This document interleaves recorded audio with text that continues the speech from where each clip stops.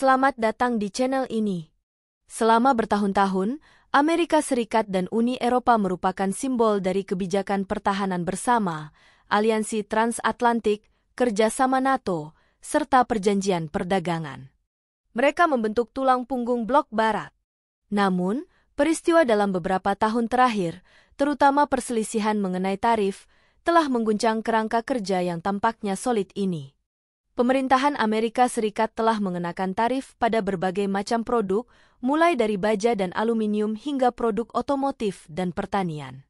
Meskipun alasan yang dikemukakan sering kali berkaitan dengan keamanan nasional, Uni Eropa menilainya sebagai manipulasi politik dan intimidasi ekonomi.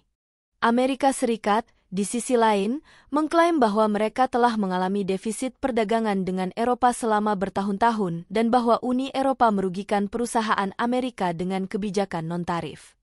Pendekatan America First yang diterapkan oleh Amerika Serikat telah memicu reaksi besar dari Uni Eropa. Brussels memutuskan untuk membalas dengan menaikkan tarif terhadap produk-produk asal Amerika. Washington, di sisi lain, mengirimkan pesan kepada opini publiknya sendiri bahwa langkah tersebut dilakukan sebagai respons terhadap persaingan yang dianggap tidak adil dari Eropa. Tuduhan bersama ini semakin memperdalam ketegangan dan menimbulkan pertanyaan, apakah ini merupakan awal dari keretakan dalam aliansi Barat? Gelombang proteksionisme yang dilepaskan oleh pemerintahan Trump telah memperburuk ketegangan lama di Uni Eropa. Komisi Eropa, yang merasa muak dengan kebijakan tarif AS, akhirnya memutuskan untuk mengenakan tarif tambahan pada barang-barang Amerika. Keputusan Uni Eropa ini mengejutkan banyak pihak, terutama setelah tekanan tarif yang diberlakukan oleh Trump. Sebelumnya, secara umum diharapkan bahwa Eropa tidak akan membalas dengan cara yang begitu kuat. Istilah perang dagang tidak hanya digunakan untuk menggambarkan ketegangan antara Amerika Serikat dan Tiongkok, tetapi juga pertikaian antara Eropa dan Amerika Serikat.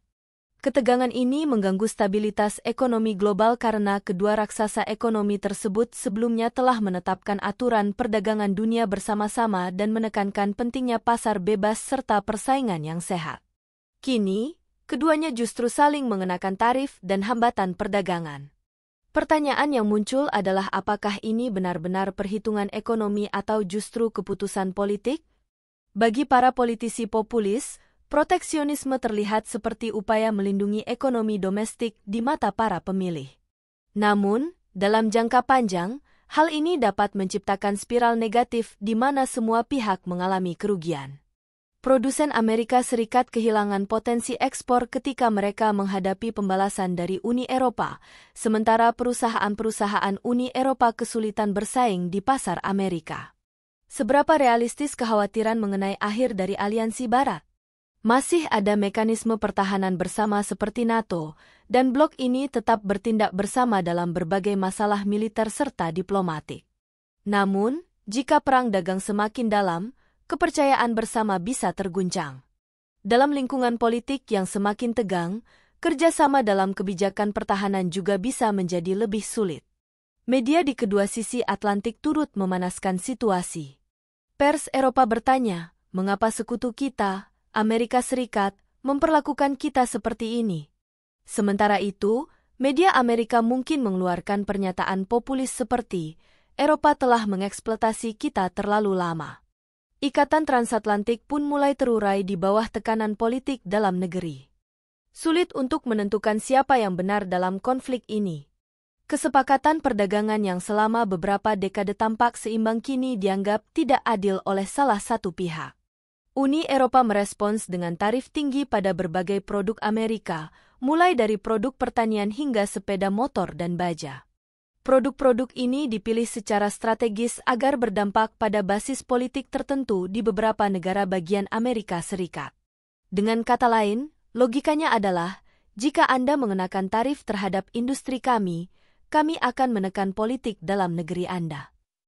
Dengan langkah ini, Uni Eropa berharap bisa mendapatkan konsesi dari Washington. Namun, sebagian masyarakat Amerika Serikat merasa geram. Mereka berpendapat bahwa tarif seharusnya digunakan untuk menghadapi Tiongkok, bukan Uni Eropa. Di sisi lain, Para ekonom yang mendukung kebijakan Trump berpendapat bahwa langkah ini diambil karena Amerika telah menghadapi persaingan yang tidak adil dari Eropa selama bertahun-tahun. Pada akhirnya, mereka berharap Uni Eropa akan kembali ke meja perundingan dan menawarkan solusi yang lebih menguntungkan bagi Amerika Serikat. Sejauh ini, kondisi hubungan antara Amerika Serikat dan Uni Eropa menunjukkan perbaikan dalam beberapa aspek. Namun, pencarian kompromi belum membuahkan hasil di semua sektor. Masalah di industri otomotif, khususnya, tetap menjadi sumber ketegangan. Negara-negara seperti Jerman dan Prancis dikejutkan oleh ancaman tarif tambahan yang akan dikenakan Amerika Serikat terhadap mobil mereka. Industri otomotif Jerman memiliki posisi yang sangat kuat di pasar Amerika Serikat. Banyak pabrik telah dibangun di beberapa negara bagian Amerika, sehingga tarif semacam itu dapat merugikan semua pihak. Namun, dengan iklim politik yang memanas, tidak ada pihak yang siap untuk mundur. Hal serupa juga terjadi di sektor baja dan aluminium. Tarif timbal balik telah menyebabkan kenaikan harga, meningkatkan biaya produksi, dan pada akhirnya merugikan konsumen. Komisi Eropa mengomentari perkembangan ini dengan peringatan bahwa proteksionisme dapat meruntuhkan sistem perdagangan global jika terus menyebar. Di sisi lain, Amerika Serikat berargumen bahwa tanpa perlindungan ekonomi, mereka akan menghadapi kebangkrutan. Ketegangan ini merusak nilai-nilai bersama dan prinsip persatuan ekonomi yang selama ini menjadi fondasi aliansi Barat. Dalam KTT NATO, para pemimpin Amerika dan Eropa masih bertindak bersama dalam isu-isu seperti anggaran pertahanan, ancaman Rusia, dan urusan Timur Tengah. Namun, dalam bidang ekonomi, mereka kini memposisikan diri sebagai rival.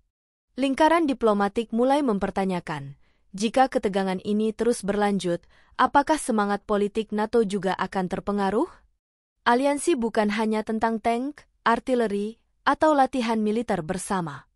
Kepercayaan, kebijakan yang harmonis, dan simpati antara masyarakat juga menjadi faktor kunci. Jika petani, industri, dan bahkan konsumen menderita akibat tarif, mereka akan bertanya, mengapa kita berperang dengan negara yang kita sebut sekutu? Ketidakpercayaan yang semakin besar ini membuat para politisi semakin sulit menemukan kompromi. Salah satu faktor yang semakin memperburuk hubungan adalah penggunaan alasan keamanan nasional oleh Amerika Serikat dalam menerapkan tarif. Uni Eropa menilai ini sebagai penghinaan. Bagaimana mungkin Anda menyebut sekutu Anda sebagai ancaman keamanan nasional? Ujar perwakilan Uni Eropa. Namun, pemerintah Amerika Serikat berpendapat bahwa ketergantungan pada impor baja dan besi melemahkan industri pertahanan mereka, sehingga perlindungan terhadap rantai pasokan strategis menjadi hal yang mutlak. Uni Eropa menilai pendekatan ini bertentangan dengan aturan Organisasi Perdagangan Dunia, WTO. Menurut mereka, alasan keamanan nasional digunakan sebagai kedok untuk proteksionisme yang melanggar aturan perdagangan internasional. Sayangnya, WTO tidak efektif dalam menangani kasus proteksionisme seperti ini, karena Amerika Serikat sering mengabaikan keputusannya, sementara Uni Eropa belum menemukan solusi yang komprehensif. Pertanyaannya sekarang adalah, bagaimana masa depan aliansi Barat jika perpecahan ini terus berlanjut dan langkah-langkah pembalasan semakin meningkat? Salah satu skenario yang mungkin terjadi adalah Uni Eropa mulai mengembangkan kebijakan pertahanan dan strategi ekonomi yang lebih independen untuk melindungi dirinya sendiri. Jika ini terjadi, kepemimpinan global Amerika Serikat bisa melemah. Gagasan otonomi strategis Uni Eropa semakin berkembang, meskipun belum jelas apakah ini akan berdampak positif atau negatif terhadap stabilitas global. Di sisi lain, ketidakpastian masih menyelimuti masa depan NATO, mengingat kekuatan pertahanan Eropa masih sangat bergantung pada Amerika Serikat. Namun, dalam bidang ekonomi, Uni Eropa telah menjadi pesaing utama Amerika Serikat.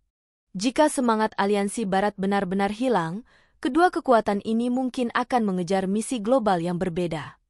Ketegangan ini dapat menguntungkan negara lain seperti Rusia dan Tiongkok yang selama ini melihat hubungan erat antara Amerika Serikat dan Eropa sebagai ancaman bagi kepentingan mereka. Jika aliansi ini melemah, keseimbangan geopolitik dunia dapat berubah secara signifikan. Beijing dapat dengan mudah terus berkembang sementara dunia barat mengalami pertikaian internal. Beberapa ahli berpendapat bahwa Rusia juga dapat memperoleh keuntungan dari fragmentasi transatlantik. Banyak strategi geopolitik Rusia berharap bahwa keretakan dalam NATO akan semakin melebar akibat kebijakan tarif yang diterapkan Amerika Serikat terhadap Uni Eropa.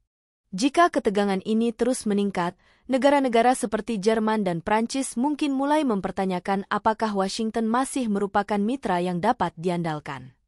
Perusahaan-perusahaan Eropa yang mengalami kerugian besar, khususnya di sektor otomotif, dapat mulai melobi pemerintah mereka agar mempertimbangkan kembali hubungan ekonomi dengan Amerika Serikat.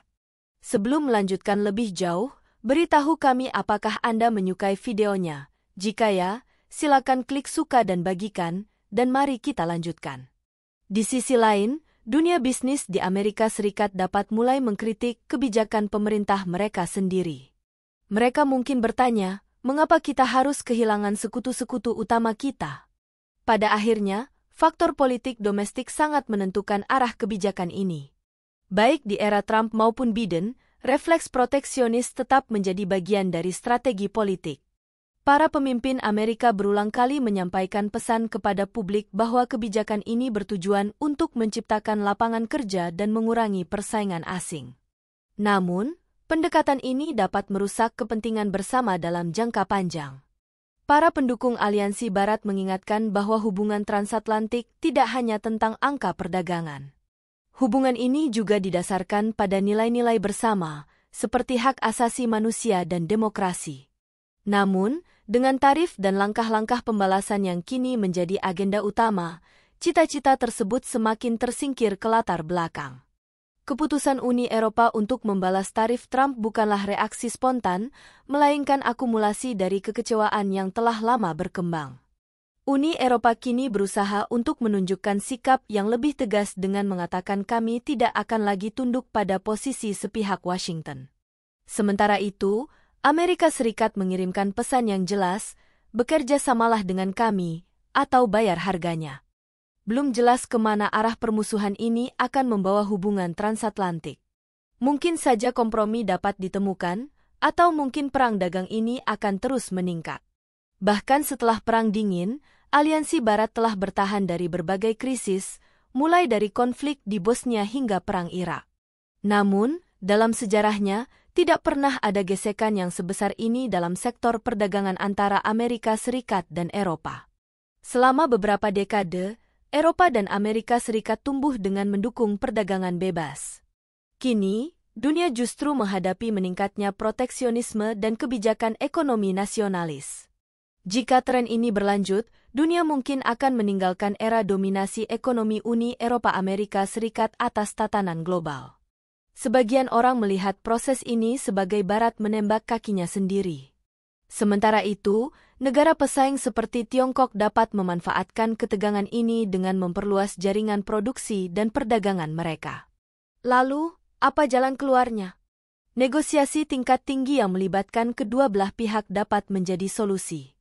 Perjanjian seperti Serikat Pabean atau reformasi dalam kerangka Organisasi Perdagangan Dunia selalu disebutkan sebagai opsi. Namun, ketika politik lebih didorong oleh populisme daripada diplomasi, negosiasi menjadi semakin sulit. Sementara ketidakpastian ini terus berlangsung, perusahaan, konsumen, dan ekonomi global terus menanggung dampaknya dalam jangka menengah. Para politisi yang bijaksana di Uni Eropa dan Amerika Serikat mungkin akhirnya menyadari bahwa tanpa kompromi, kerugian akan semakin besar. Oleh karena itu, mereka dapat beralih ke langkah-langkah diplomatik baru, terutama karena ekonomi transatlantik masih menyumbang sebagian besar pendapatan domestik bruto dunia. Jika ketegangan ini terus berlanjut, bukan hanya Tiongkok dan negara-negara lain yang akan mengalami dampaknya, tetapi juga ekonomi global secara keseluruhan. Konflik dagang yang semakin besar ini bahkan berpotensi memicu resesi ekonomi yang signifikan. Pernyataan dari Washington yang mengejutkan setelah keputusan Uni Eropa membalas tarif Trump mencerminkan periode di mana kedua belah pihak saling menyerang dengan kebijakan proteksionis. Balasan keras dari Uni Eropa disambut dengan reaksi yang lebih agresif dari Amerika Serikat, memicu perdebatan mengenai apakah ini menandai akhir dari aliansi Barat. Meskipun demikian, penting untuk dicatat bahwa dimensi militer dari aliansi ini tidak akan runtuh hanya karena ketegangan perdagangan. Namun, kita juga tidak boleh meremehkan dampak serius dari perselisihan ini. Jika kompromi tidak dapat dicapai dalam waktu dekat, landasan nilai-nilai dan kepentingan bersama yang telah mulai retak bisa semakin melemah. Dunia mungkin akan melihat blok-blok geopolitik yang semakin terfragmentasi. Agar masa sulit ini dapat dilewati dan semangat kerja sama transatlantik bisa dipulihkan, para pemimpin harus bersedia mengorbankan kepentingan politik dalam negeri. Namun, saat ini, populisme masih mendominasi kebijakan di kedua sisi Atlantik, yang semakin menutup peluang bagi kerjasama yang lebih erat. Dalam jangka pendek, blok Barat belum sepenuhnya hancur.